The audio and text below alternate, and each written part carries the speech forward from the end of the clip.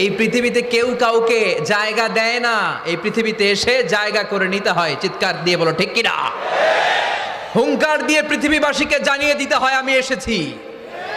মায়ের পেট থেকে যখন আমরা বেরোই আমরা কি বলি? ওয়াও ওয়াও বলে নিজের অস্তিত্বের জানান দেই যে আমি এসেছি, এই পৃথিবীতে আমি জায়গা করে নিতে এসেছি। Life is not a bed of roses. এই পৃথিবী ফুলের বিছানো সজ্জা নয়। এখানে কষ্ট করতে হবে, পরিশ্রম করতে হবে, ঘাম ঝরাতে হবে। পরিশ্রমের ঘামে যে লোনা পানি থাকে, ওই লোনা পানিতে জন্ম নেয় সফলতার বীজ। এজন্য পরিশ্রম করতে হবে। সব নবীরা পরিশ্রমী ছিলেন, সব নবীরা কাজ করেছেন।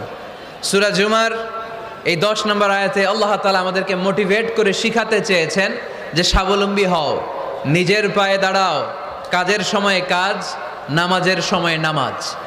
আজকে এই স্লোগান